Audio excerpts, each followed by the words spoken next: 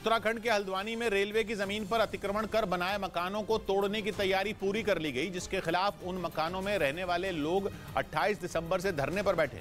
प्रशासन का दावा है कि वहां रहने वाले लोगों ने रेलवे की जमीन पर कब्जा कर वहां घर बना लिए, जिन्हें वहां से हटाने का आदेश नैनीताल हाईकोर्ट पहले ही दे चुकी है। लेकिन प्रदर्शनकारियों को भरोसा है कि उन्होंने हाई कोर्ट के फैसले के खिलाफ जो याचिका दायर की उसका फैसला उनके पक्ष में आएगा। हालांकि डीएम ने यह साफ कर दिया कि जमीन को खाली कराने की कार्रवाई जल्द ही शुरू हो जाएगी। हम लोगों की तैयारी पूरी चल रही है और जितनी फोर्स की हमने डिमांड करनी थी वो कर ली है। उधर इराक के तानाशाह रहे सद्दाम हुसैन की गिरफ्तारी के करीब 20 साल बाद पहली बार उस सीक्रेट ऑपरेशन की एक डिटेल से पर्दा उठाया गया। उस ऑपरेशन का हिस्सा रहे अमेरिका के एक पूर्व सैनिक ने एक इंटरव्यू में उस घटना का कच्चा चिट्ठा खोलकर रख दिया और बिल्कुल सिलसिलेवार तरीके से 13 दिसंबर 2003 की उस रात का पूरा किस्सा बताया। अमेरिकी सेना के उस ऑपरेशन में शामिल पूर्व master general sergeant Kevin Holland ने बताया कि उनकी टीम को किसी शख्स से यह जानकारी मिली थी कि सद्दाम हुसैन कहां छिपे हैं। जब वो तय जगह पर पहुंचे तो उन्हें एक खेत के पास जमीन में एक गड्ढा दिखा। किसी को शक न हो इसलिए गड्ढे को रेत और पत्तों से ढका गया था और जब गड्ढे को खोदा गया तो अमेरिकी सैनिकों को मिली जानकारी बिल्कुल सही निकली। गड्ढे में सद्दाम हुसैन ही छिपे थे।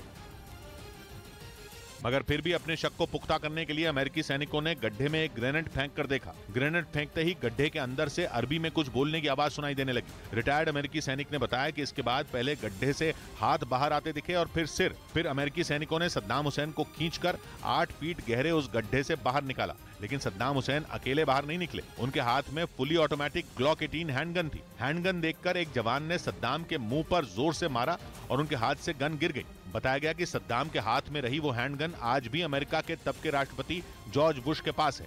इधर मध्य प्रदेश के बालाघाट में पलक झपकते ही एक बदमाश गहनों की दुकान से लाखों रुपए के गहने लेकर फरार हो गया। चोरी की यह घटना वहां लगे सीसीटीवी कैमरे में रिकॉर्ड हो गई। वहां से आए एक वीडियो में दिखाई दिया कि गहनों की एक दुकान में खरीदार बनकर आया एक आदमी गहने दिखाने के लिए कहने लगा। इसके बाद दुकान में काम करने वाले कर्मचारी का ध्यान हटते ही वो वहां से गहने लेकर गायब हो गया। गहनों की चोरी का पता चलते ही दुकान के मालिक ने पुलिस में शिकायत दर्ज कराई, जिसके बाद पुलिस आरोपी की तलाश में जुट गई। इस बीच नए साल में 2 दिन की बढ़त के बाद तीसरे दिन शेयर बाजार गिरावट के साथ बंद हुआ। ज्यादातर सेक्टरों के शेयर लाल निशान पर रहे, जिससे निवेशकों को करीब 3 लाख करोड़ का नुकसान हुआ। शेयर बाजार में बिकवाली की वजह से सेंसेक्स 636 अंक गिरकर 60,657 पर बंद हुआ। वहीं निफ्टी 202 अंक नीचे 18,030 पर पहुंच गया। अपने दर्पण से लड़ गया कोई, अपने दर्पण से लड़ गया कोई, सीधे सूली पे चढ़ गया कोई। सौगात की एक बात कही मिश्र ने, इस अदालत में बस यही होता, जुर्म किसका, पकड़ गया कोई। मिलते हैं कल, घड़ी जब इशारा करेगी 9 बजे रात का, वक्त फिर होगा सौगात की बात।